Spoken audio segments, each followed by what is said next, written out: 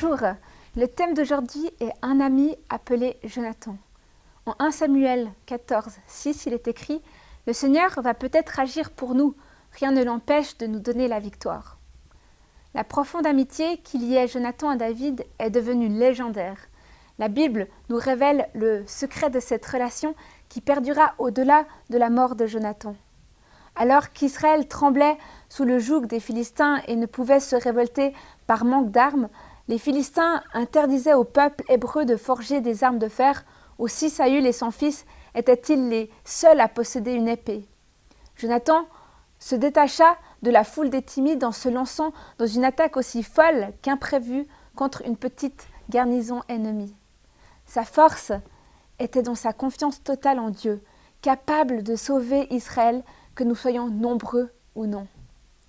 Il était le seul à penser ainsi à un moment où les rares soldats encore fidèles au roi Saül préféraient se reposer autour de leur chef à l'ombre des arbres de Migron.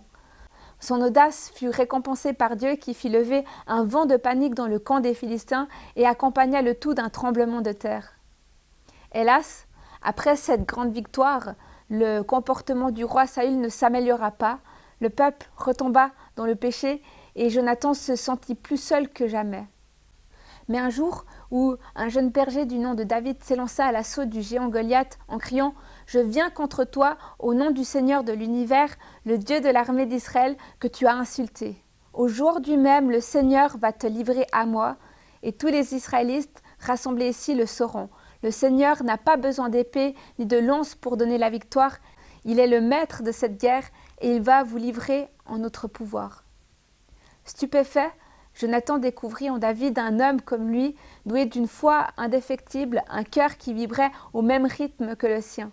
Un lien plus fort que tout allait lier ces deux âmes, ou comme la Bible dit, dès que David eut fini de parler à Saül, Jonathan se lia à celle de David pour n'en faire qu'une. La vraie amitié entre croyants ne peut être fondée que sur une communion surnaturelle née de l'Esprit de Dieu. C'était sa parole pour aujourd'hui. À bientôt.